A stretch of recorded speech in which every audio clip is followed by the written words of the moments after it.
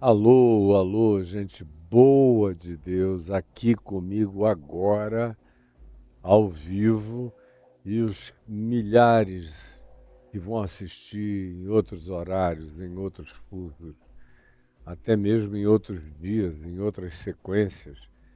Se sinta completamente vivo ao vivo e absolutamente objeto da ação real verdadeira de Deus acontecendo no seu coração. Esteja você aqui comigo agora, ou esteja você em qualquer outra hora, saiba que o que está acontecendo aí dentro de você é real, é verdade, está acontecendo mesmo. É promessa de Jesus, de que o Espírito Santo, o Espírito dele, não nos deixaria. Ele disse: convém-vos que eu vá, porque se eu não for, o Espírito Santo, que virá da parte do Pai, e que é o Espírito que comunicará a vocês tudo que é meu, que serei eu vivendo em vocês, estará presente.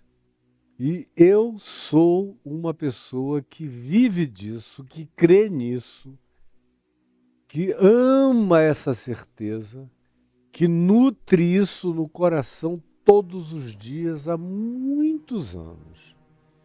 E vou passar por esse planeta cheio dessa convicção todos os dias da minha vida. Cristo vive em mim. Já não sou eu quem vive, mas Cristo vive em mim. E quando eu estou aqui com o Novo Testamento aberto, no Evangelho de Mateus, no capítulo 6, no verso 10, ensinando a você a oração do Pai Nosso, assim chamada, ajudando você a compreender o conteúdo do que deve fazer parte da nossa mente, do que deve ser orado e, portanto, vivido, encarnado, experimentado, provado, engolido, processado, transformando a vontade de Deus, a palavra de Deus, em organismo físico, em manifestação neurológica, em sinapse, em compreensão, em formatação da mente, das reações, em transformação dos instintos, dos pensamentos, das emoções, dos sentimentos, das afeições e, portanto, transformando juntamente com isso o caráter. E com o caráter transformado, naturalmente, um comportamento frutuosamente alterado que vai crescentemente e processualmente se modificando. Isso acontece à medida em que o Evangelho de Jesus, eu não estou dizendo a mensagem da Bíblia, não. Como eu estou falando há décadas, não é de um dia, ou algumas semanas, ou de alguns meses para cá, ou de alguns aninhos para cá, há décadas, toda a minha vida. O que eu venho dizendo é a mesma coisa. E, de fato, por causa de uma organização humana, especialmente nos dias de Constantino, o que reuniram no quarto século como o Novo Testamento, indo de Mateus ao Apocalipse, por exemplo, existem também outros livros que no passado, em outros grupos cristãos, fazem parte, mas vamos deixar para lá, aqui para nós, de Mateus ao Apocalipse, que foi uma organização constantiniana, foi no quarto século, e eles decidiram colocar isso junto com o corpo da Bíblia judaica. Então, o que você tem hoje, agora, é uma construção de 1.700 anos. E aí todo mundo pega e fica adorando o livro, e ainda diz, Eu adoro a Bíblia de capa a capa. Ela é a palavra de Deus. Olha, você nunca nem entendeu como eu tenho cansado, eu estou exausto de repetir, que é uma circunstancialidade, que o Novo Testamento esteja no corpo dessa biblioteca. Bíblia significa biblioteca, biblos, são os livros, essa biblioteca ambulante. Mas o Novo Testamento poderia existir completamente sem o Velho Testamento. Para quem tem maturidade é útil. Sabendo de Jesus, como eu aprendi com a minha mãe, com meu pai, uma vez que você saiba de Jesus e Jesus tenha formatado o seu ser, tenha efetuado esse milagre, que é um milagre de transformação na sua vida, você lê o Velho Testamento como informação boa, edificante, necessária e fica e retém apenas o que passa pelo filtro de Jesus, porque Jesus é a palavra, é o Verbo encarnado. As outras coisas foram circunstanciais. Deus falando de muitas formas e de muitas maneiras aos antigos, pelos profetas, pelos que se manifestaram. Algumas coisas eram para a hora, outras foram para a geração, outras foram até para uma determinada era, mas nem todas eram para sempre. Para sempre é só Jesus. Eternamente é só Jesus. Então, quando Jesus nos ensina a orarmos essa oração, que ele começa dizendo, olha, quando orardes, não useis de vãs repetições, não façam disso uma mantra, uma reza, uma mecanicidade. Isso tem que ser algo interiorizado, tem que tomar conta de tudo, da carne, do sangue, da mente, da alma, das sinapses, do ser psíquico, do espírito, e alterar todas as dimensões da vida, às vezes até de maneira meio súbita, outras vezes, na maioria delas, de maneira processual e crescente, quando diariamente a gente se submete a esses novos acréscimos, como quem come todo dia para crescer, para se desenvolver. A mesma coisa é na absorção da vontade de Deus, da compreensão dela. E ele diz, quando orardes, e é o que eu estou ensinando aqui, com vagar para ver se você presta atenção, de que isso aqui não é um decoreba, isso aqui é para se transformar em pavimento para a vida, em chão para a gente pisar. É a preparação do Evangelho da Paz para a gente viver, experimentar, como eu digo aí no portal caifab.net, num texto que eu tenho repetido esses últimos dias regularmente, não é para conhecer o cardápio, é para comer a comida oferecida. Se você escrever a palavra cardápio aí no portal caifab.net na lupinha, você vai achar esse texto. Agora, tem muita gente que vem só para conhecer o cardápio, mas não quer comer a comida. E como eu falei na sexta-feira passada, a vontade de Deus só é conhecida se ela é praticada. Ela, para fazer parte de um pacote de racionalismos, tudo isso é bobagem. É filosofia inócua, que não vai produzir o resultado. É mangueira sem fruto, é árvore sem fruto. É oceano sem vida, é rio morto sem peixe, sem oxigênio. É a mesma coisa, é isso. É o livro, seja ele a Bíblia toda ou seja só o Novo Testamento, mas sem a leitura que se transforma em absorção, que se transforma em impressão poderosa, que se transforma em compulsão praticante. aonde eu vou e vejo o que Jesus ensinou e boto em prática. Só depois que eu começo a botar em prática é que eu vou vendo o chão crescer na minha frente. Com a sua concretude, com a sua realidade, com a sua inegabilidade.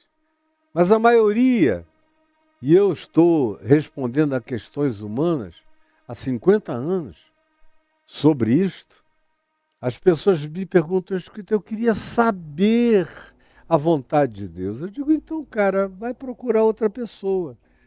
Porque eu não estou aqui para te ensinar qual é a vontade de Deus, eu estou aqui para te ensinar a praticar a vontade de Deus.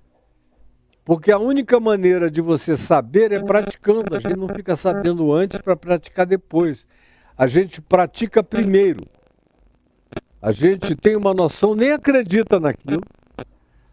Perdoem até 70 vezes 7. Aí você ouve isso aí e diz que é absurdo. Demais, exagerado, quem consegue? Como se você fosse um filho de leão, de urso, de serpente, de cascavel. Em momento algum você considera que você é humano. E que é humano não para se desfigurar, para se animalizar de maneira predatória. Não, você é humano para se divinizar. É humano para se superar. É humano não para superar a humanidade, mas para desenvolver a sua própria humanidade. Porque a salvação proposta por Jesus no Novo Testamento é desenvolvimento da salvação. É desenvolvimento da consciência, do entendimento, transformando a consciência e o entendimento em prática para a vida. Essa é a revolução, essa é a transformação. É isso que regênesis a gente, que regenera a gente. É essa prática que põe a gente no chão do novo nascimento e que nos permite ver o reino de Deus, enxergar a dimensão que de outra sorte está diante de nós, mas a gente só enxerga quando põe o pé pela fé e começa a praticar. Antes disso, você tem só teorias a proclamar, mas não tem a realidade da vontade de Deus a praticar. Você, antes disso, por exemplo, se você é um cristão de declarações de crenças de natureza histórica, como um presbiteriano, um batista, um metodista, um luterano, alguma coisa assim, se perguntarem a você sobre milagre, você pode até dizer, não, eu creio em milagre. Aí alguém pergunta por quê? Você diz, eu vi Jesus fazer, eu li na Bíblia, no Novo Testamento, Jesus fazendo. Eu vi Jesus também, eu creio que ele ressuscitou dos mortos. Mas ele para ali. E qualquer outra coisa, se você quiser contemporaneizar essa manifestação de Deus para o dia de hoje, como um Deus que está para além de toda compreensão, que os cosmos dos cosmos não o podem conter, mas que ele todavia habita com quebrantado e contrito de coração, na mesma afirmação que diz que todas as dimensões não o podem conter, que ele transcende a tudo, que tudo é nele, mas ele não habita em nada que seja criatura ou criação como habitação exclusiva. Ao contrário, todas as coisas são nele. Ele permeia e pervade todas as coisas, mas ele não é as coisas que permeia e que pervade. Esse que é Deus e que é Pai, que eu estou te ensinando aqui já há 1 mês e pouco, repetindo a mesma coisa, ouve e intervém. É por isso que Jesus mandou pedir. E mandou pedir coisas também objetivas, como a gente vai ver nos próximos dias. Mandou pedir pão, mandou pedir comida, mandou pedir força para enfrentar a tentação, mandou pedir coragem para vencer, mandou que a gente tivesse poder para perdoar, o que é uma coisa completamente milagrosa, maravilhosa, e que tem a ver com uma reenergização da nossa capacidade de escolher e de decidir e de transformar a nossa decisão num projeto real de prática da vontade de Deus da vida. Tudo isso é milagroso. Tem gente, por exemplo, falando de arrependimento. Dizendo, você precisa se arrepender. Arrependimento é um milagre. Você crê em arrependimento? Fique sabendo, se alguém se arrependeu, foi um milagre. Porque, como dizia C.S. Lewis, arrependimento é uma coisa boa. Justamente sendo uma coisa boa, todavia, só quem precisa dele é gente ruim ou gente que fez coisas más. Agora, o arrependimento é uma coisa boa. Como é que eu vou esperar que uma coisa boa frutifique no coração de uma pessoa que só faz coisas más? Ou como é que eu vou crer que no meio da prática de coisas ruins, o arrependimento simplesmente vai me esbofetear e aparecer? Não, quando um arrependimento me visita no meio da maldade que eu estou praticando, e há esse levante súbito na minha consciência, isso é puro milagre, isso é graça, isso é equivalente à ressurreição dos mortos, isso é equivalente a nascer um braço onde não havia braço, isso é equivalente a aparecer olhos onde não havia olhos, é como construir visão onde não havia visão. Isso é milagroso. E a oração que Jesus nos ensina não é apenas para a gente ficar fazendo especulações cósmico-universais, transcendentais, filosofais. Não, isso é chamado para cá, para o chão, onde tem pão, tem vida, tem relacionamento, tem dor, tem angústia, tem expectativa de soluções.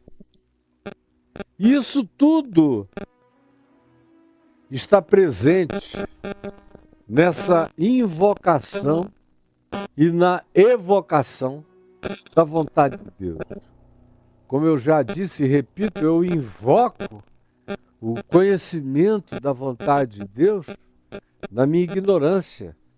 Mas uma vez que eu tenha algum conhecimento do Evangelho, ou algum tipo de consciência viva, de consciência alertada, de consciência soprada, de consciência provocada, de consciência descascada, maravilhosamente descarnada e sensibilizada para a menor brisa de Deus, dessa hora em diante o processo está plantado em mim e eu não tenho que especular.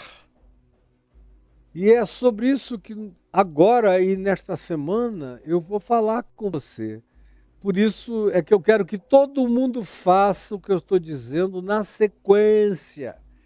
Tinha gente que tinha caído aqui de paraquedas e eu mandei para Mateus capítulo 1, verso 1, e eu estou recebendo todo dia de algumas dezenas de pessoas a gratidão de dizer, meu Deus, eu não podia ter caído simplesmente em cima porque é maravilhoso o Evangelho, tem começo, meio, fim, até a genealogia de Jesus. Outro dia, uma pessoa me disse, revolucionou a minha consciência de tudo, tirou um véu da minha cara. O início da exposição por aquele amontoado de nomes, que na minha boca não são só nomes, são histórias, e histórias da graça de Deus, de modo que você tem que perseverar na continuidade, na sequência, para que isso tudo se transforme num corpo de entendimento, de compreensão, numa arquitetura em movimento na sua existência, numa construção que tenha fundamento, solidez e que cresça, onde todo dia a gente acrescente novas pedras vivas ao processo da edificação da sua existência. Isso acontece mais do que nunca quando a nossa fé se estriba na vontade de Deus. E quando a vontade de Deus é praticada por nós pela fé. Aí vem aquela pergunta que eu deixei na sexta-feira, como última questão do dia. Certamente você deve estar perguntando, Caio, e como eu fico sabendo a vontade de Deus, que é a obsessão de quase todo mundo, que não quer fazer, pergunta como saber. Aí eu digo, para que você quer saber? Porque na realidade, quem me pergunta como eu posso saber a vontade de Deus, na maioria das vezes, todo mundo já sabe. Deixa eu te dizer, os índios mais primitivos da minha região amazônica, da minha terra, onde eu tive a graça de ser concebido, nascido, respirar aquele ar, beber aquelas águas, mergulhar naqueles igarapés e ficar impregnado dos cheiros dos trilhões de entes da floresta que me habitam até o dia de hoje e que fazem parte da composição de quem eu sou e do meu modo de ver, de enxergar, de olhar, de interpretar. Eu não fiquei divorciado de nada do que me compõe, está tudo presente em mim.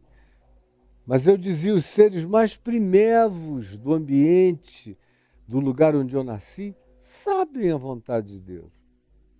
Geralmente os missionários vão para essas tribos para estragar a vontade de Deus na consciência dessas pessoas. Geralmente vão às tribos só para mudar e criar confusão semântica. Semântica. Querem mudar o nome de Deus, como se mudando o nome de Deus de um nome original, autóctone, para um nome hebraico transliterado ou grego transliterado, se fosse mudar alguma coisa. Ficam pensando que o nome de Jesus é uma constituição de letras, e não é. É a compreensão de um caráter, de um modo de ser. Esse é o nome de Jesus. O resto é magia negra do cristianismo, só isso. Ou do pentecostalismo, só isso. Ou de qualquer outro grupo que usa o nome de Jesus como magia, só isso.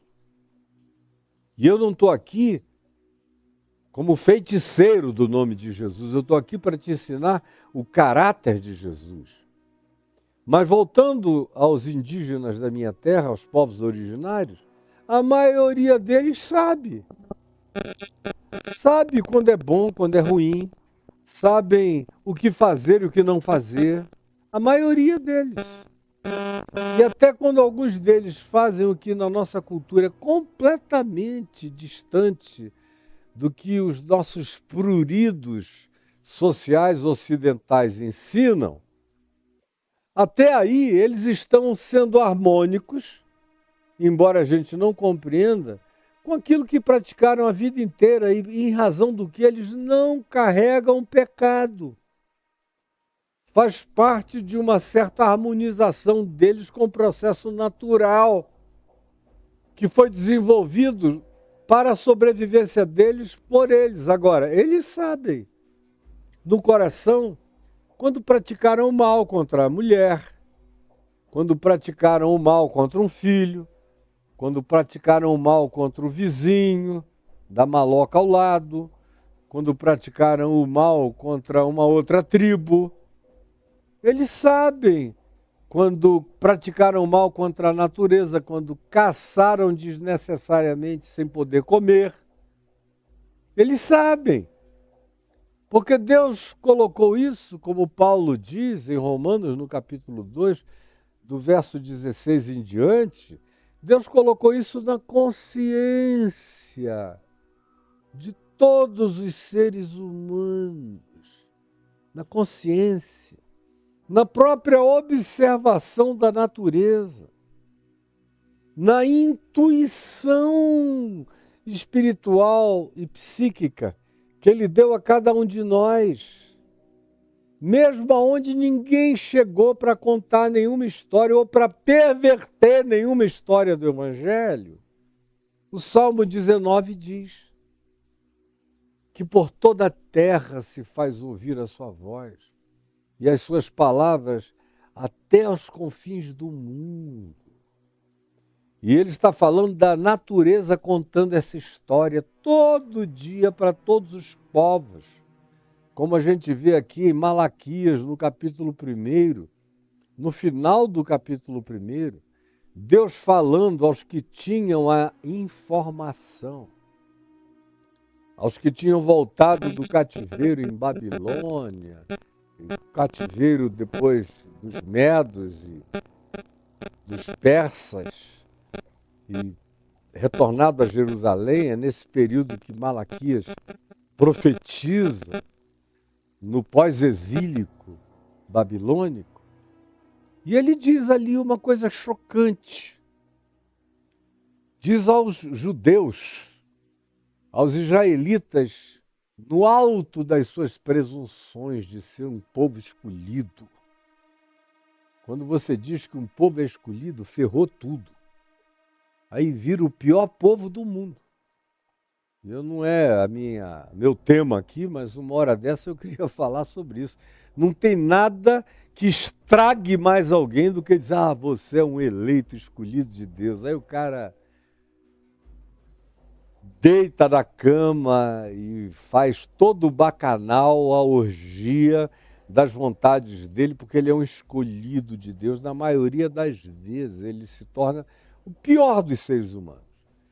Mas aqueles que não sabem nada, que vivem aí tateando, sem saber bem a vontade de Deus, porque eles não ganharam um livro que se diga, olha, esse livro aqui tem toda a vontade de Deus, não é nem contém.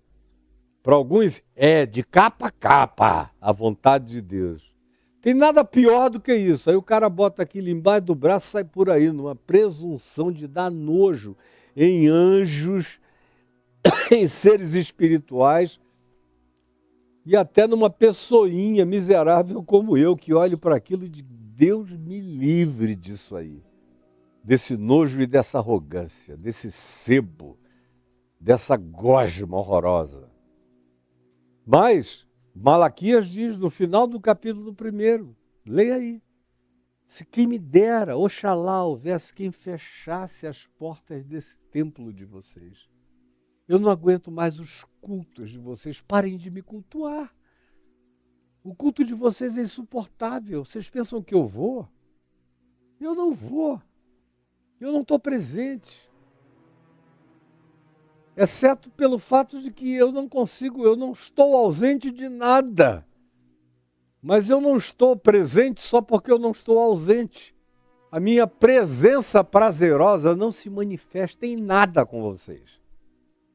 Por isso, quem me dera houvesse quem fechasse as portas desse templo, quem acabasse com essas ofertas, quem acabasse com tudo que vocês trazem, quem tivesse a coragem de apagar essas lâmpadas, essas luzes, esses fogos de sacrifício a mim, quem me dera, porque fiquem sabendo, seus religiosos torpes, que em toda a terra o meu nome é adorado.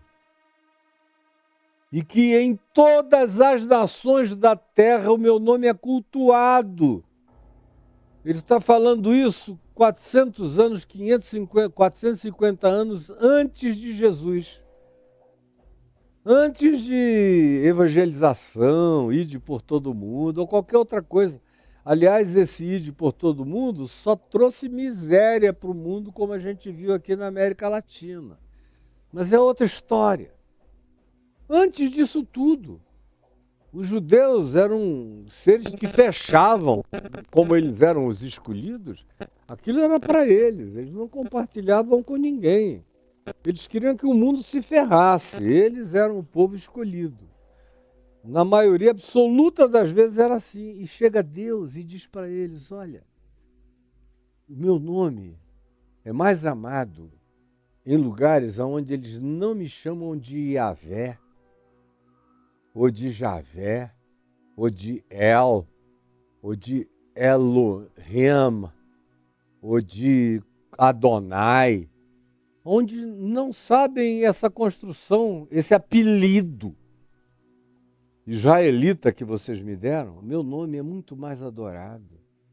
Eu encontro muito mais sinceridade nos pagãos e nos altares de todos os povos da terra, onde incenso é oferecido ao meu nome e eu recebo, diferentemente do que acontece com vocês, como ele disse em Isaías, no capítulo 65, no verso 5.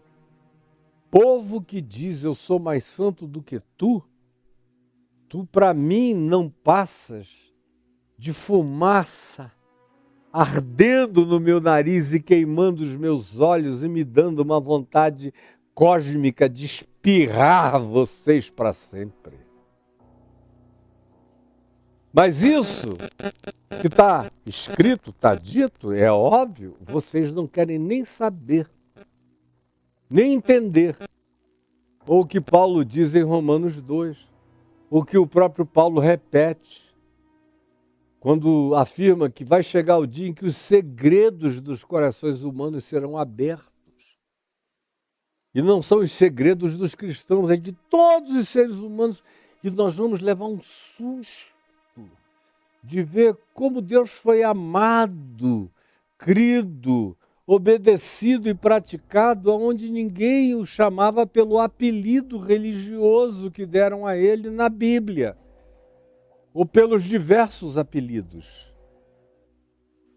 O Apocalipse, por exemplo, que afirma com uma insistência recorrente, chocante, de que todos os povos, de todas as etnias, de todas as nações, de todas as línguas serão incluídos e absorvidos nessa tão grande salvação de Deus. E que todas as culturas da terra serão absorvidas e transformadas numa grande liturgia de culto cósmico a Deus, não só com o que é praticado na Terra, mas com todas as produções civilizatórias de todos os universos e multiversos.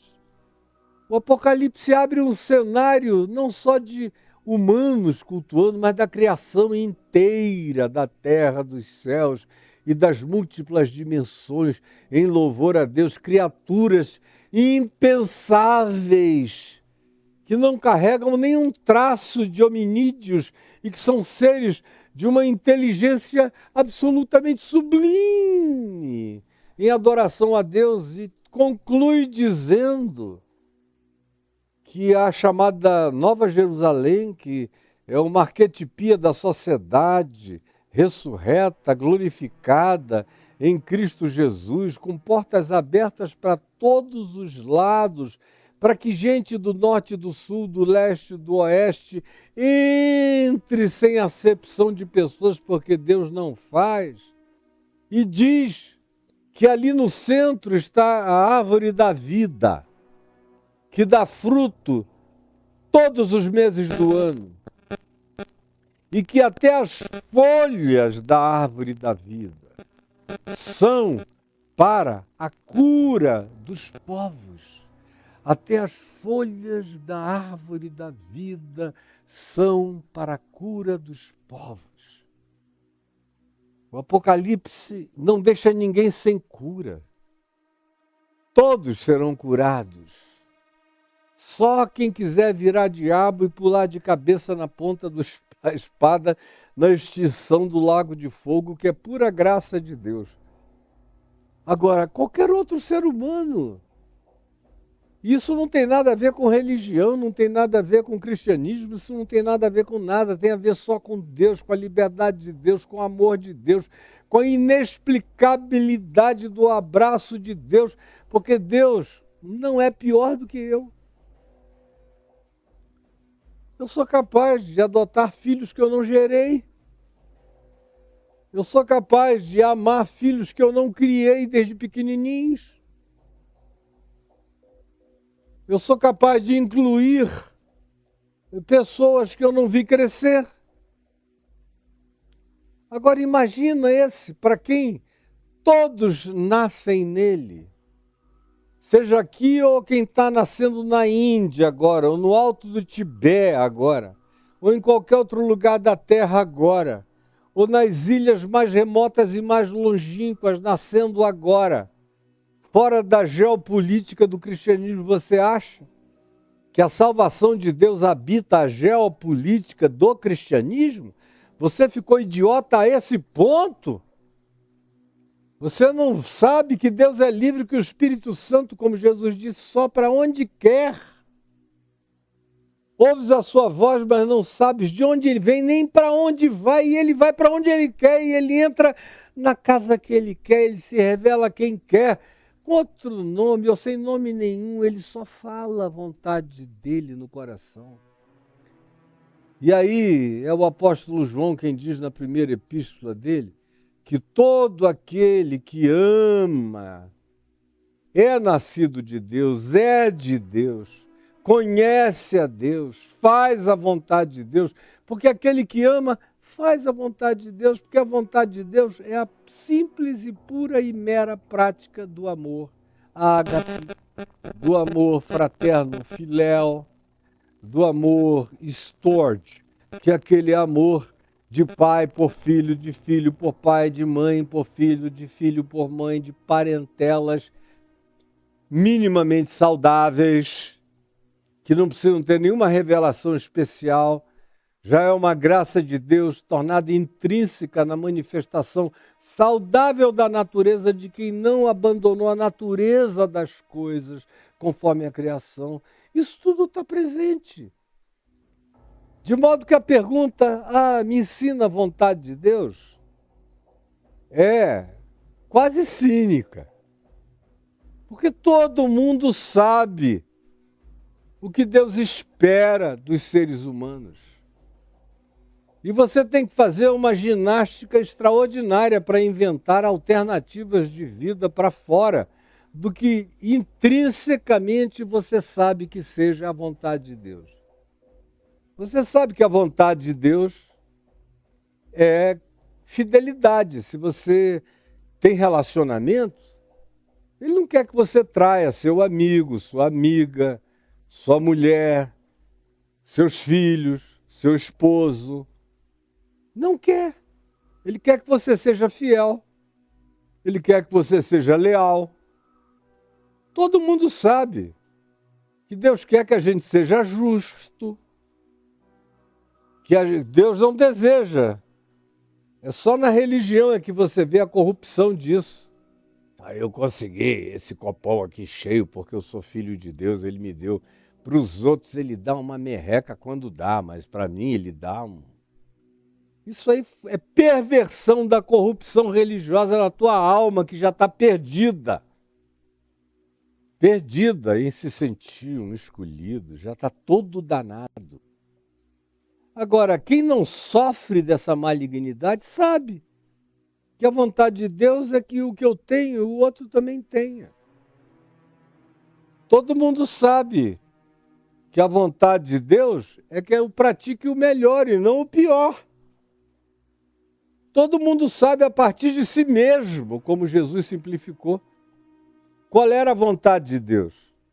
Jesus resumiu isso acabando com a palhaçada dos códigos e das legislações enormes, de fimose, de circuncisão, de se você ficar menstruada, lava bem a pepeca e fica uma semana sem tocar em ninguém, porque senão você vai transgredir a vontade de Deus. Isso aí é só a vontade de Moisés, isso aí era a absorção de Moisés do épico de Gilgamesh, do Código de Hammurabi, das legislações egípcias, que muitas delas eram absolutamente parecidas com os 10 mandamentos, que não foi Moisés que inventou, que boa parte da humanidade já praticava algumas daquelas coisas como naturalmente necessárias para manter qualquer sociedade em pé. Aí vem Jesus e diz: você quer saber a vontade de Deus? O que quereis que os homens vos façam? Fazei isso vós antes a eles. O que quereis que os homens vos façam? Fazei vós isso, primeiramente, a eles. Então, eu sei qual é a vontade de Deus, eu sei como eu devo tratar meu próximo. Porque eu sei a partir de mim como eu quero ser tratado. E eu quero ser tratado com respeito. Eu quero ser tratado com dignidade. Você não quer, não? Eu quero ser tratado com honra. Eu quero honrar para poder ser tratado com a devolução da honra. Eu quero ser tratado sem mentira. O que implica em que eu não quero mentir para os outros, porque eu não quero receber mentira como devolução. Eu sei que a vontade de Deus é que eu não seja cínico. É óbvio que a vontade de Deus é que eu seja sincero, limpo, verdadeiro. Isso não precisa estar escrito em lugar nenhum. Você sabe. Todo mundo sabe. A pessoa precisa fazer uma ginástica enorme e, em geral, quem eu vejo cair na extravagância de já não ter nem limite, referência nenhuma para nada na vida. Gente que vai se destruindo, começa pelo corpo até. Como de vez em quando eu vejo aí na internet, me dá uma dor no coração. Eu respeito o direito de qualquer um fazer o que queira, desde que não faça e não venha intervir na existência de ninguém, nem obrigar e nem tentar fazer proselitismo daquela perversidade. Mas eu estava vendo anteontem com a minha mulher uma pessoa cheia de caroços impostos, com coisas penduradas para todo lado, uma língua pintada de preto, cortada no meio, que ela balançava assim, um nariz deformado, olhos de... um negócio horroroso, um reptiliano andando entre nós. O cara sabe, na consciência dele, que aquilo não tem nada a ver com a vontade de Deus.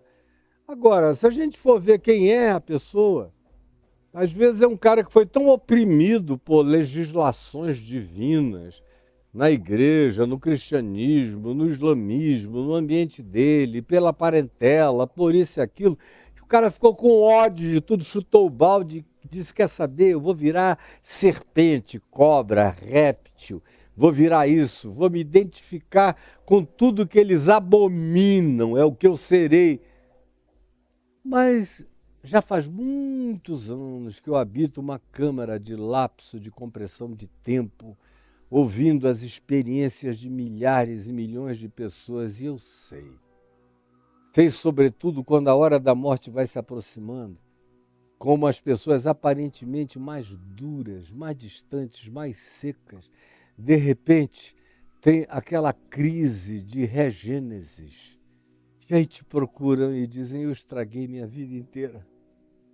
Mas existe ainda alguma esperança para mim? Existe alguma passagem? Existe ainda alguma saída? Existe ainda alguma vida? E aí é que eu entro nessa hora de dizer, sim, você estragou a sua existência aqui, nesse planeta. Mas pela misericórdia de Deus, você não é esse corpo que você estragou. Você é esse espírito que está arrependido, angustiado e querendo transcender. E você vai transcender. Eu vou te ensinar em Cristo Jesus a transcender a miséria na qual você viveu. É uma pena que você tenha deixado isso para os estertores da sua vida. Mas todo mundo sabe. Sabe. A partir do que gosta, do que não gosta, do que faz bem, do que não faz bem. E para praticar o mal, o sujeito tem que cauterizar a consciência. Tem que se tornar um cínico, indiferente. Tem que se vestir de sarcasmo. Tem que se tornar uma pessoa impermeável. tem que ser cauterizada de cima a baixo e dessensibilizada por inteiro. Do contrário, vai ser molestado pela certeza da vontade de Deus.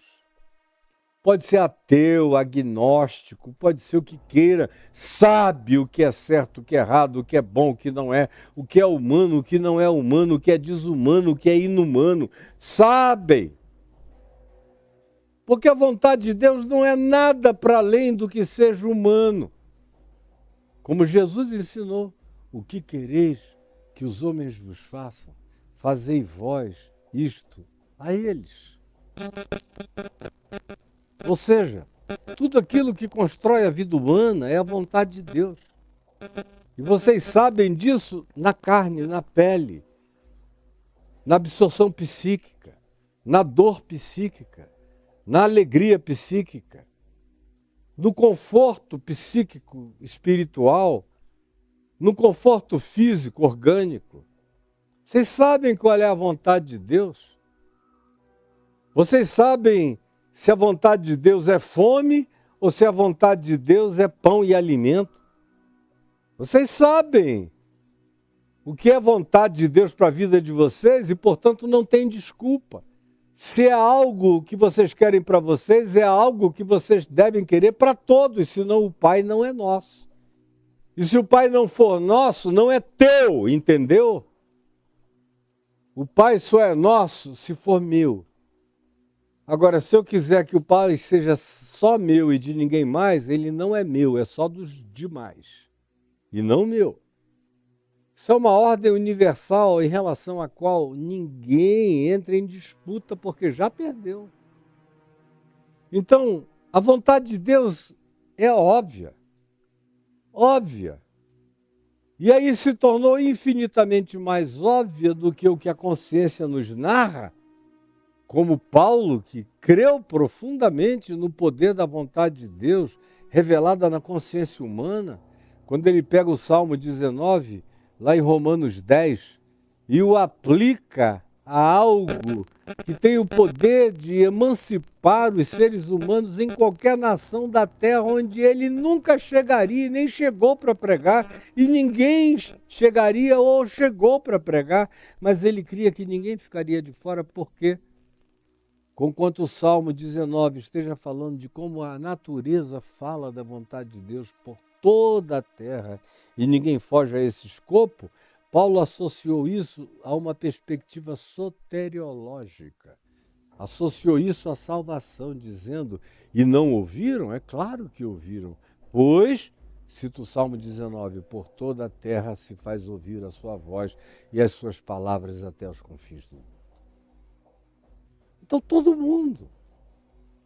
mundo. Aí você diz, Caio, por que então que você quer pregar o evangelho em todas as línguas da terra? Porque Jesus mandou. Jesus mandou, como dizia o meu mestre, reverendo Antônio Elias, foi também mestre do meu pai, e um grande amigo do meu pai, um grande preceptor e amigo da minha vida, da minha alma. Foi uma das pessoas que mais me promoveu nesse mundo, foi o reverendo Antônio Elias. Eu não me lembro do dia que nós dois, aos prantos, na casa dele, eu novinho, recém-convertido, começando a pregar, eu tinha ido levado de Manaus a Niterói por ele, meses depois da minha conversão, para pregar no púlpito da Igreja Presbiteriana Betânia, na ESA, na reunião do doutor Acioli e do Paulo Brito lá na ABI, na Maranata, em outras igrejas, onde ele fez uma agenda para mim. E eu me lembro de nós dois em pé na salinha da casa dele, na rua Major Frois. E ele olhou para mim e falou, meu filho, Deus separou coisas inusitadamente lindas para você viver e você fazer. Eu vejo o futuro da graça de Deus na tua vida. E pregue o Evangelho, esse Evangelho. Porque é a única maneira que a gente tem de garantir às pessoas a segurança da posse dessa consciência da vontade de Deus e da graça de Deus na vida. Todo mundo possui, mas quando a gente traz e abre o Evangelho, as pessoas botam o pé num chão sólido, numa rocha firme. Aí ele começou a chorar e eu também. E falou, e eu sei que você vai fazer isso com todo amor e jamais sem fanatismo. Porque eu vejo que você está cheio do amor de Cristo Jesus. Mas também vejo que você não tem nenhum fanatismo. Prossiga assim.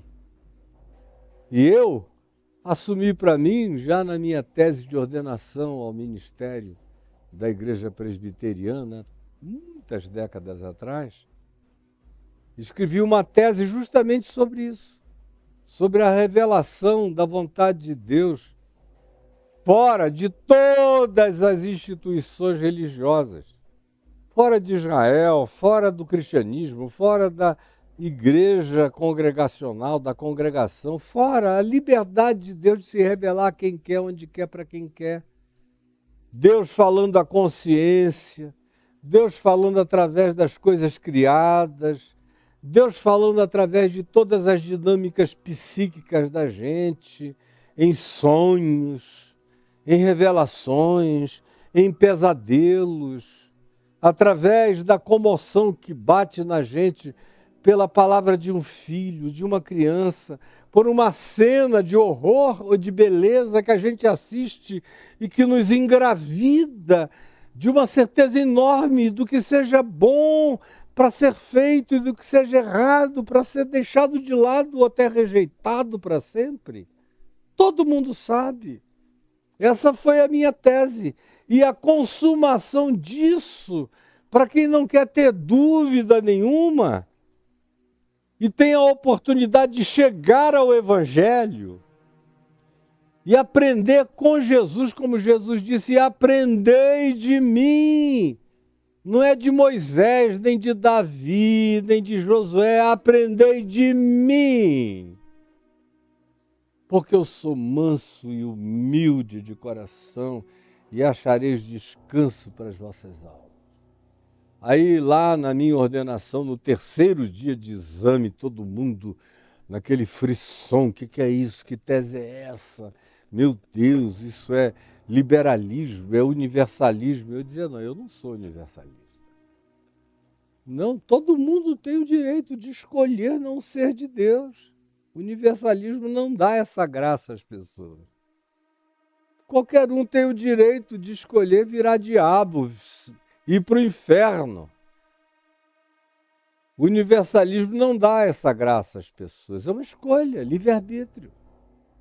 A graça é extinguir depois que todos os elementos da confusão são retirados da mente de um ente assim, e ele fica limpo, limpo, limpo para enxergar toda a verdade, e mesmo enxergando toda a verdade de tudo, em toda a construção, no conjunto multidimensional de revelação para ele, ainda assim ele diz, eu sou um diabo, o meu lado é esse.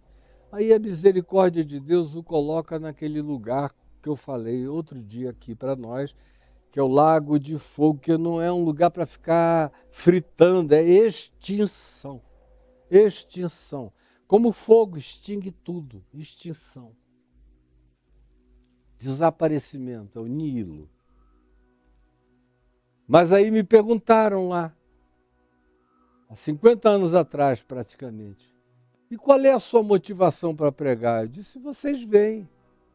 Vocês me veem pregando aqui na televisão, toda semana, lá na Globo de Manaus, meia hora, todo domingo, todo dia no rádio, escrevendo artigos dos jornais, pregando nas praças, pregando para os hippies, pregando para a elite, pregando nos clubes, pregando nos cursilhos católicos, pregando nas igrejas, pregando nas esquinas, pregando nos presídios, pregando aonde quer que a porta esteja aberta, eu vou, e aonde não está, eu bato.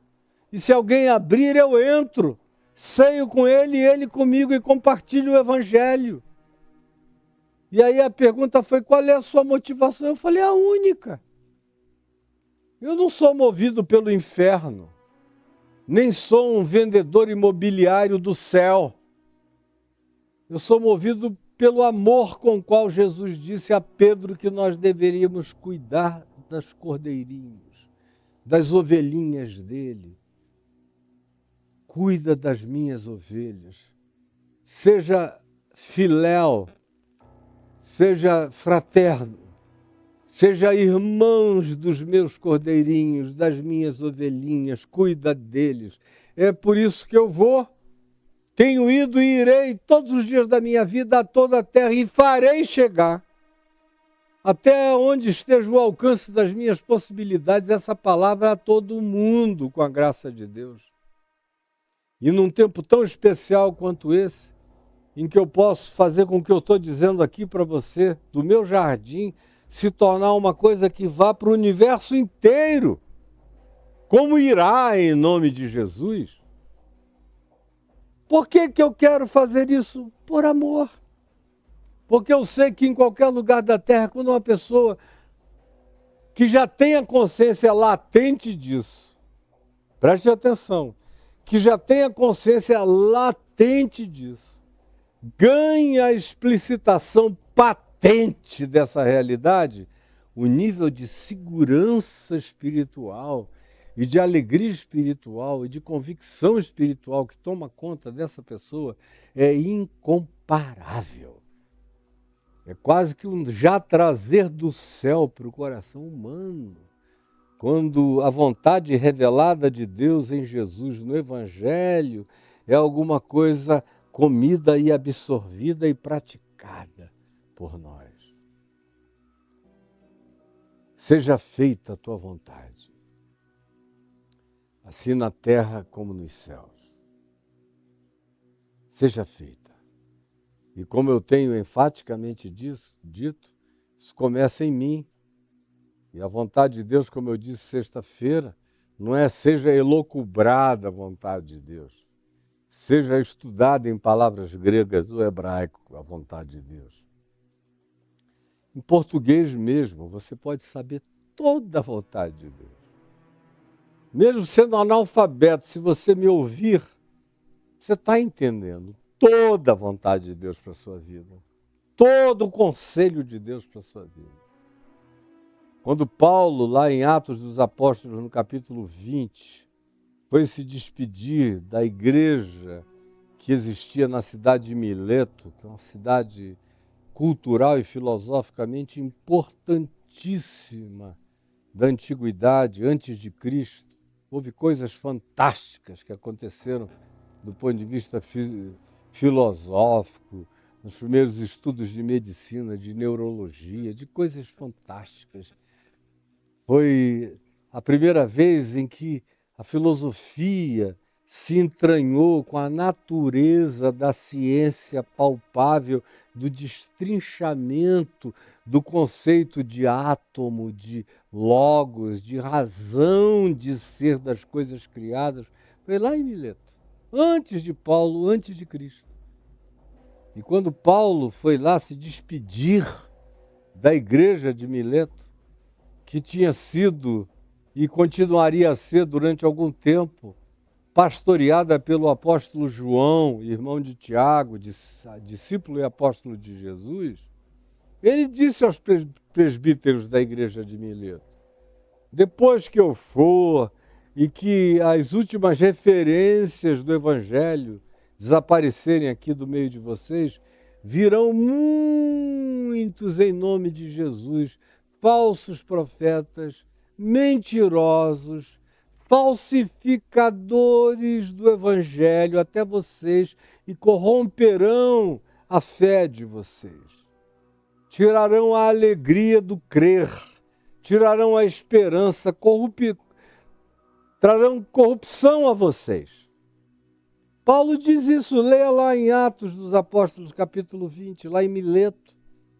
E eles choram juntos, ajoelhados na praia, e Paulo pede. E olha, por que eu estou dizendo isso? Porque não tinha nenhum texto do Novo Testamento. Nenhum. Não tinha a carta de Paulo aos Tessalonicenses, que foi a primeira. Não tinha a epístola de Paulo aos Romanos. Não tinha as cartas de Paulo aos Coríntios, nem aos Gálatas. Não tinha. Não estavam produzidas, não estavam circulantes, disponíveis. E nem tampouco ajuntadas num livro, nem copiadas por escribas para ir distribuindo de lugar em lugar. Na melhor das hipóteses, quando Paulo escreveu uma carta aos Colossenses, ele disse: eu quero que vocês leiam essa carta, leiam. Aos de Laodiceia, aos de Hierápolis, e leiam a carta que eu mandei para os laodicenses, aos colossenses, leiam. Não era nem transcrevam e distribuam, não tinha nada disso. Só tinha o Velho Testamento dos judeus. Mas Paulo sabia que o Velho Testamento não convertia ninguém, a menos que ele fosse explicado tendo Jesus como chave hermenêutico-interpretativa. Do contrário, só confundia, enlouquecia e pedrava o coração das pessoas, porque o Velho Testamento é das tábuas de pedra. É em Jesus que as tábuas são o coração humano, inscritas em carne. Como Paulo veio a dizer em 2 Coríntios, no capítulo 3, leia pelo amor de Deus. Onde ele diz, olha, antes era a tábua de pedra, agora, no novo ministério, no Evangelho em Cristo, é o da tábua de carne. O outro era o ministério do medo, da morte, do pânico, do véu. Esse é o ministério da vida, da liberdade, da paz, sem véu, com a cara para fora. Vendo a Deus sem medo, olhando para a luz de Cristo, sendo transformado por essa luz.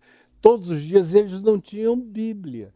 Tinham na sinagoga, Paulo não usava. Onde ele chegava, ele não chegava carregando maçarocas e maçarocas de textos do Velho Testamento, estava tudo dentro dele. Assim como eu chego aqui para você com tudo dentro de mim, crendo que a fé vem pelo ouvir e pelo ouvir a palavra de Deus que você está ouvindo. Então, eles não tinham nem o estribamento de poder oferecer um livro, ler daqui para frente, nada disso. A gente vive uma outra era totalmente diferente. De como tudo começou e de como tudo foi genuíno e autêntico. E foi extremamente genuíno e autêntico justamente e paradoxalmente no período em que o pessoal não tinha nenhum evangelho de Jesus, nenhum texto de apóstolo, não tinham nada. Tinham no máximo o testemunho falado e, sobretudo, a carta viva. Como Paulo diz, a carta viva, a carta encarnada, a carta vivida, a carta comportamentalizada, a carta existencializada, a carta amada, a carta que virou amor fraterno, perdão, acolhimento, inclusão, misericórdia, interesse. A prática disso é que era o evangelho que eles podiam ter acesso. E o amor de uns pelos outros era o testemunho de que aquilo era verdadeiro, conforme Jesus disse em João, no capítulo 17, na sua oração sacerdotal. Então, ninguém tem desculpa. Todo mundo sabe. Agora, você tem menos desculpa ainda. Porque você já nasceu num tempo em que pelo menos esses 4 evangelhos estão aqui e eles são suficientes. Eu garanto a você. Eu já li tudo que dos outros evangelhos chamados pseudoepígrafes ou apócrifos foram escritos. Li todos eles, todos, várias vezes. Desde que foram aparecendo e se disponibilizando, eu não só os tenho na internet, salvos, mas eu tenho livros com todos eles publicados. E eu não sinto falta de nenhum deles acrescenta nada ao que o Evangelho de Mateus, Marcos, Lucas e João nos oferecem. Chegam a ser pobres. Só ficam cultuando a eles que estão querendo saber se no Evangelho de Tomé o que se diz foi: então Jesus beijou a boca de Maria Madalena. E justamente nessa hora diz: então Jesus está rasgado o texto e ninguém sabe complementar, e os acadêmicos disseram, beijou a boca. E para ser diferente dos outros beijos com os homens.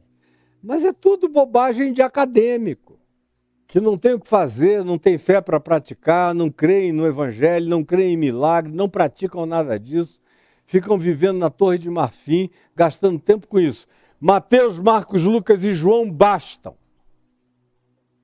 A partir deles eu leio Paulo para trás e leio o que foi produzido antes no Velho Testamento. O que passar pelo filtro de Mateus, Marcos, Lucas e João, pelas palavras de Jesus, pelo ensino de Jesus, fica reatualizado e ressignificado. Agora, o que não passar cai em obsolescência, em caducidade. Só é uma informação antiga que eu conheço, porque eu conheço muita coisa. Conheço porque eu gosto de ser culto, de aprender, de saber. Mas para a prática da minha vida e para o ensino das pessoas, da minha boca não sai como proposta para ninguém. Só Jesus é a proposta. Mas nós temos Mateus, Marcos, Lucas e João. E aqui a gente tem uma dimensão da vontade de Deus explicitada para os humanos. Para os humanos. Presta bem atenção. Para nós humanos. Porque não é a vontade de Deus para os leões, nem para as focas, nem para os pinguins. Eles têm a vontade de Deus intrinsificada na natureza deles. Eles têm. Vocês vejam como os papais pinguins são maravilhosos. Melhor do que qualquer pai humano. Como o papai águia cumpre os seus deveres. Eu tinha aqui do lado ali da porta de um dos nossos quartos, durante uns 10 anos, um ninho de sabiás. Eles botavam os ovos deles lá e criavam os filhos, e eu ficava vendo aquela lindeza da mamãe sabiá que chocava. Quando chegava um determinado, ela precisava comer. Então, o papai sabiá vinha com aquele monte de comidinha no bico e jogava no biquinho dos filhos, ali que iam comendo, depois da choca, depois que já tinham eclodido os ovos, eles precisavam se alimentar. Aí a mamãe saía para comer, para se alimentar, e o sabiá pai sentava em cima e ficava horas ali. Depois a mãe voltava alimentada para chocar, e o pai saía para comer e para trazer comida. E eu vendo aqui, atendendo os humanos todos os dias, a mulher vindo reclamar porque o cara só dava pensão para os filhos se fosse na justiça. Os filhos que nasceram do ventre dela, no sexo com ele, que ele viu crescer e agora desconhece. A natureza carrega a vontade de Deus intrínseca dentro dela. As serpentes praticam a vontade de Deus, conforme a sua natureza e espécie. Os calandros, os seres reptilianos de todas as naturezas praticam a vontade de Deus conforme a sua espécie. Os grandes corpos celestes marinhos, as criaturas de todas as naturezas praticam a vontade de Deus segundo a sua espécie. Agora, nós humanos temos a vontade de Deus explicitada, revelada, detalhada para ser praticada, soprada todo dia na nossa consciência. No mundo inteiro, apesar de todas as diferenças culturais e religiosas, mas nós temos a inequívoca revelação dessa vontade de Deus aqui, nos evangelhos. Aqui que eu sei como orar, por exemplo. E Jesus diz, não orem como os que não sabem orar, que pensam, tadinhos, que é pela muita repetição que eles serão ouvidos. E não está dizendo que eles não serão ouvidos. Jesus está dizendo, não é necessário. Vosso Pai Celeste sabe. Eu estou ensinando o melhor a vocês, o melhor a vocês. Eu estou transformando água em vinho para vocês. Eu estou pegando 5 pães e 2 peixinhos e transformando em comida para milhares para vocês. Eu estou dando vida e vida em abundância para vocês.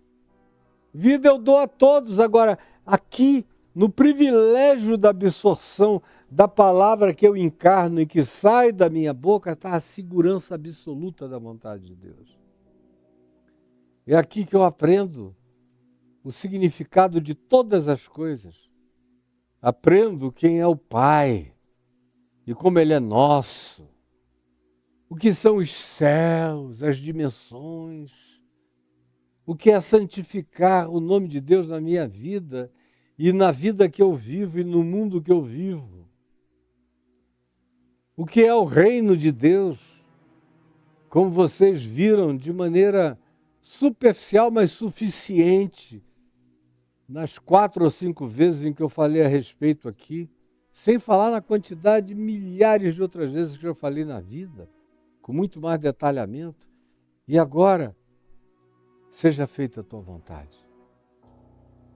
Aí você diz, Caio, qual é a vontade de Deus para a minha vida? Minha filha, meu filhinho, pelo amor de Jesus, você está ouvindo, todo dia eu estou pregando, você não conseguiu ouvir ainda? Nem saber que a vontade de Deus é o que está sendo ensinado. Eu estou te ensinando a vontade de Deus todos os dias. Isso aqui não é para você dizer, eu ouço o Caio falar, tenho aprendido um bocado de coisas com ele, eu não estou nem aí. Para quem diz que tem aprendido um bocado de coisas comigo, não me interessa, você tem praticado. Eu conheço gente que está me ouvindo desde criança. Alguns nasceram me ouvindo.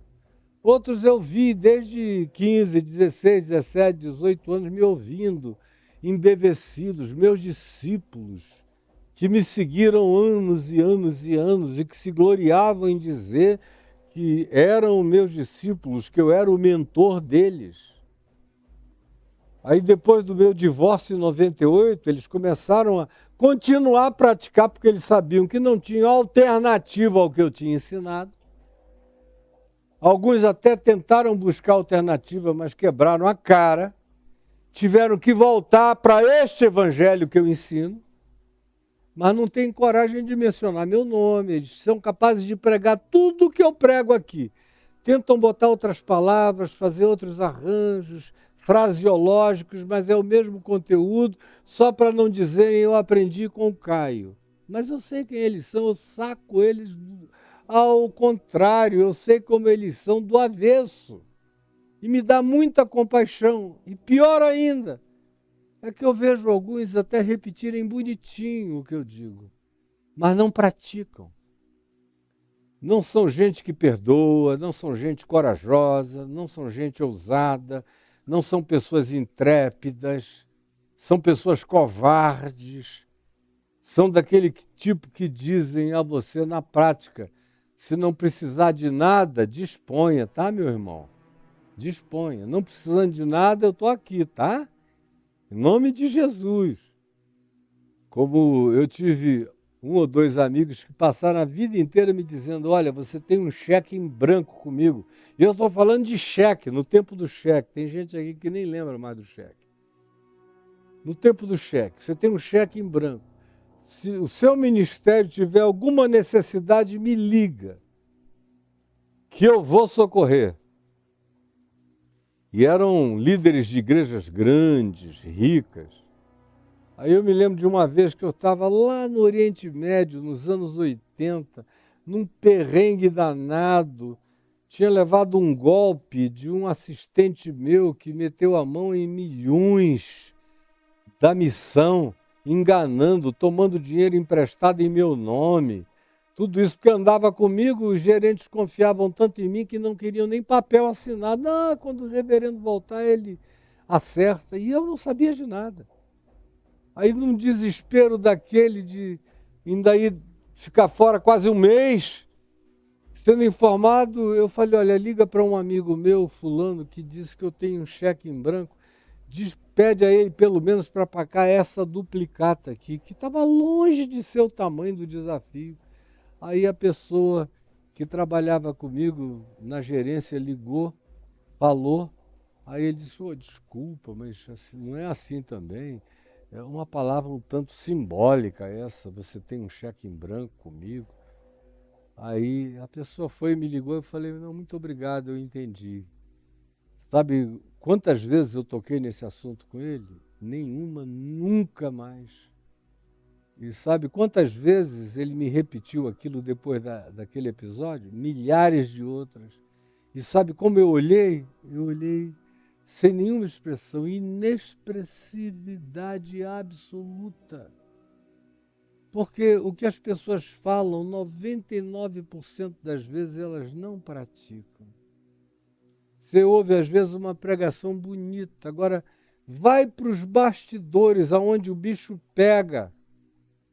Eu vejo gente falando dos gays ou lésbicas ou LGBTQIA+, dizendo não, se eu tiver que fazer uma escolha entre um jovenzinho oprimido por essa condição e os pais que estão oprimindo a esse filho, eu fico com o filho e não com os pais.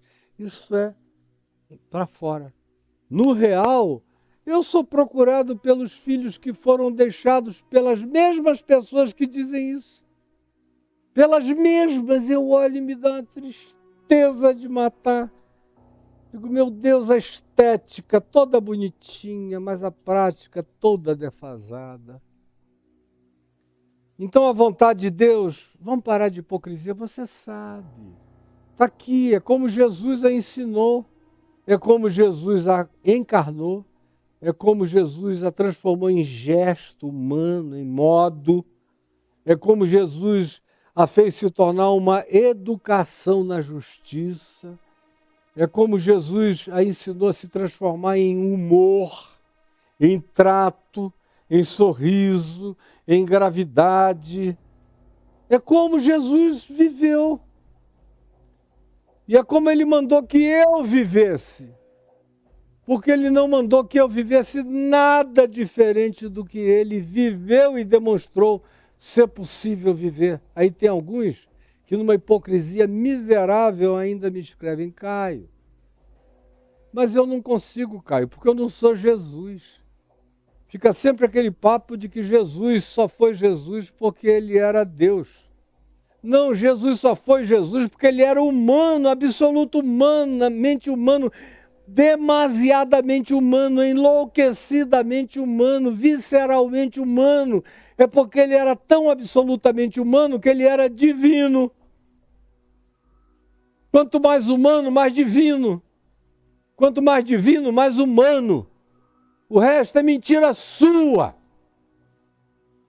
E eu te digo a partir da minha vida. Longe de qualquer perfeição, mas também longe de qualquer canalice. Perdoar, a gente perdoa, e eu perdoo, e eu perdoo. Tenho vivido para perdoar. Tenho prazer em perdoar ao invés de não perdoar. Tenho prazer em não me vingar, em deixar passar. Tenho prazer em não ter dormido jamais uma noite sobre nenhuma ira.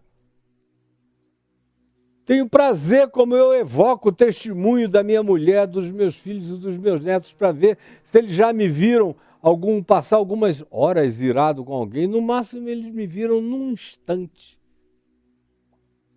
Como diz Paulo, irai-vos e não pequeis. Um instante. Que logo, logo eu não quero nem que seja instante, eu desinstantenizo isso e jogo fora. Porque em mim eu não quero que isso encontre nenhum resvalão no meu ser. Então, sinceramente, em nome de Jesus, a partir do que sem hipocrisia, com toda a minha relatividade eu consigo viver na minha vida, eu te digo, a vontade de Deus é praticável. Toda ela é praticável. Não só ensinável, mas vivível, encarnável, praticável. E ela está aqui. E amanhã eu vou continuar falando isso a você. Ainda sobre essa palavra de Deus que está aqui na minha frente. Fora que vem de maneira subjetiva na minha consciência, nos meus sonhos, nos meus pesadelos assustadores, nas minhas impressões relacionais. À medida em que você vai amadurecendo, você vai assistindo à vontade de Deus até nas tragédias. Por exemplo, vocês estão vendo a guerra de Israel contra o Hamas. Alguns estão vendo a guerra de Israel contra os palestinos. E alguns estão vendo a guerra de Israel contra os usurpadores. Depende do olhar e da perversidade de cada um. Eu estou vendo Israel sendo Israel, só isso. Porque foram raras as ocasiões e os episódios, aqui, no Velho Testamento, de Gênesis 12 para frente, que é quando a narrativa semítica começa. A Bíblia é um livro semítico, porque é de Gênesis 12, de Abraão para frente. Antes de Abraão, antes do capítulo 12 de Gênesis, que são poucas páginas, você tem uma história superficialíssima de fenômenos da humanidade arquetípica. Mas é do capítulo 12 de Gênesis em diante, quando se começa a falar do semita, nascido em Ur dos Caldeus, na Mesopotâmia, Abraão, é que a gente é introduzido à Bíblia. E a Bíblia é um livro, portanto, de histórias semíticas que convergiram para os hebreus, dos hebreus para os israelitas, para os filhos de Israel, de Jacó, e os israelitas são os que ocupam o Velho Testamento. E aí depois se dividiram, porque nem irmãos conseguiam ser uns dos outros, se separaram os irmãos, nunca foram irmãos. 11 quiseram matar um deles, José. 10 quiseram matar José. Aí ficou só, de fato, depois no Reino Sul, Judá e Benjamim. Mas até a família de José, Manassés e tudo, se dividiu dos irmãos. Então ficaram 2 em Jerusalém e arredores, as tribos de Judá e Benjamim, e o resto, com capital na Samaria ou em alternâncias de capital, as outras 10 tribos. E se odiaram, e o remanescente daquelas tribos de Israel, as 10 que foram para cativeiro e voltaram miscigenadas, são os samaritanos atuais, que continuam a ser odiados pelos judeus. O resto da história de Abraão para cá, incluindo a própria história de Abraão, é cheia de ambiguidade. E o que a gente está vendo de guerra entre israelenses e palestinos aconteceu na tenda de Abraão, quando ele resolveu comer Agar, a egípcia, a pedido da mulher dele. Depois foi uma guerra de mulheres, briga de mulher, ciúme de mulher, expulsa a outra, o filho dela, o ódio. E é um negócio que tem uma raiz das mais mesquinhas. E, como disse Paulo, de acordo com a semente, assim será também o fruto. Assim como é a primícia da massa, assim é a massa inteira. E a primícia não foi legal. Nem nos patriarcas de Israel. O povo de Israel, meu Deus, é o povo da desobediência. Aí vocês ficam chamando do povo escolhido para entrar no cacete. E não aprender nunca, voltar sempre arrogante, supremacista e por cima.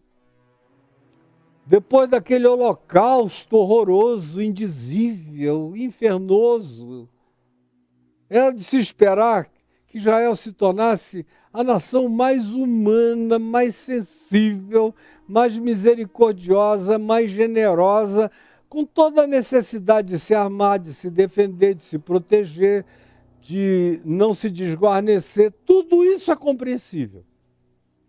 Agora, de massacrar, de pisar, de estrangular sem piedade e mentir deslavadamente, só está repetindo o que Israel sempre foi. Netanyahu é igual à maioria absoluta dos reis de Israel, por isso Vá fazer Mateus capítulo 1, onde eu falo da genealogia dos reis de Israel, onde eu mostro para você que Israel não mudou nunca, sempre foi o povo da desobediência, o povo do cativeiro, o povo em luta contra Deus, o povo que matou todos os profetas e matou Jesus e matou os apóstolos, porque, meu Deus, e vocês acham que foi o quê que transformou? Não mudou nada, sem conversão continua tudo pior, só com 4.000 anos de arrogância a mais, só isso. E como Paulo diz em Romanos, a salvação vem primeiro para os judeus, porque ele, Paulo, era um judeu, Pedro era judeu, João era judeu, Jesus era judeu. A cruz se ergueu em Jerusalém, a ressurreição foi em Jerusalém, então, por uma questão geopolítica, chegou primeiro para os judeus. Depois para os gregos, que era a língua prevalente. Paulo não está falando de uma segunda raça toda especial, não. Está falando de oportunidades geopolíticas. Primeiro o judeu, porque foi lá naquela geografia. Depois os gregos, porque era a língua que o mundo falava. Era como dizer, primeiro para os judeus, depois para os ingleses, ou para os americanos, ou para a língua inglesa. Quando ele fala de grego, ele não está falando do povo grego, ele está falando da língua prevalente no mundo, no Esperanto universal dos dias dele, mais do que qualquer outra coisa. E qualquer outra tribo, ou qualquer outra língua, e qualquer outra etnia, sem acepção de pessoas. É disso que ele fala, da mesma maneira em que ele diz, e a perdição, e a condenação, e o juízo chega primeiro para os judeus, depois para os demais. Porque se eles tiveram o privilégio de serem a geografia desses acontecimentos, nos quais eles foram, na maioria das vezes, os protagonistas homicidas, desde o início, muito antes de Jesus, que eles vêm matando a todos os que foram enviados.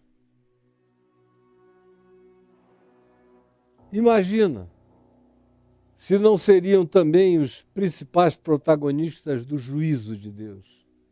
É uma coisa tão simples de entender, está tudo escrito. Jesus diz, eu primeiro tenho que pregar o evangelho às ovelhas perdidas da casa de Israel. Ele não está nem falando para a casa de Israel, mas para as ovelhas perdidas. É por isso que ele foi para Galiléia e não para Jerusalém. É por isso que a maior parte da vida dele ele doou aos que não tinham nada, não sabiam nada, eram desprezados, eram judeus de segunda categoria, eram considerados uma plebe inculta. Foi para esses que ele se doou integralmente. Ele foi para Jerusalém para morrer. Ele disse, ninguém espera que um profeta morra fora de Jerusalém. Jerusalém é o lugar da morte.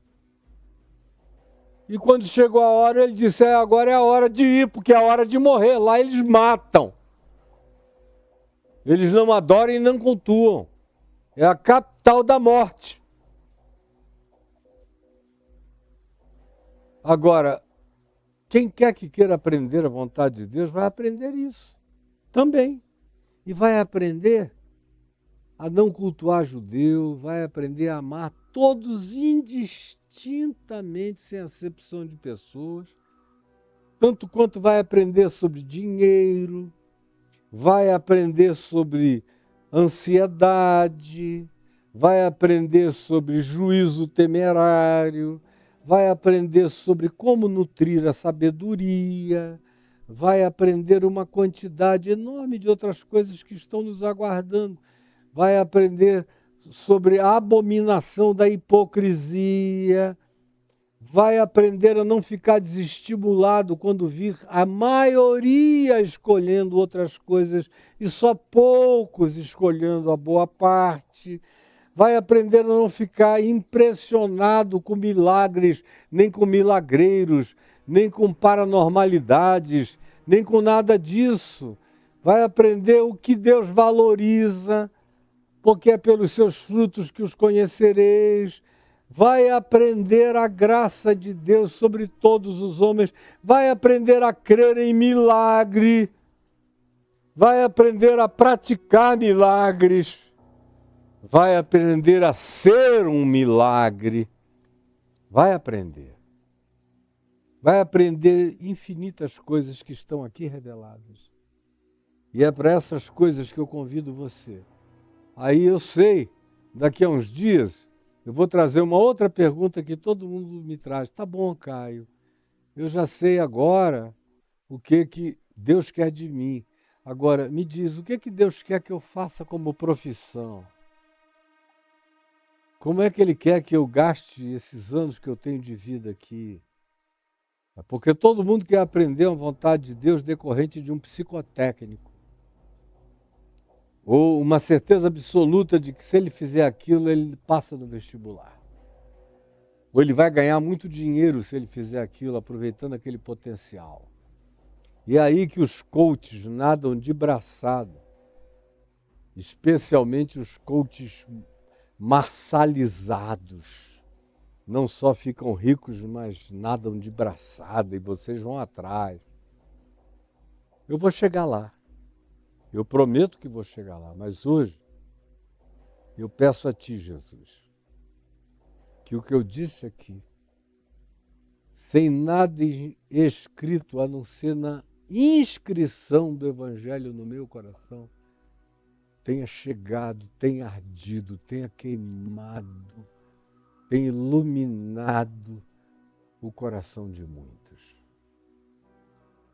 Traze os outros que ainda não vieram e ajuda-nos a encontrar esses outros que precisam estar aqui e trazê-los para serem beneficiados por essa boa nova que não sabe ser diferente do que a boa, agradável e perfeita vontade de Deus em Cristo Jesus para cada um de nós. É o que eu te peço, que esteja acontecendo pelo poder do Espírito Santo, em nome de Jesus. Amém e amém.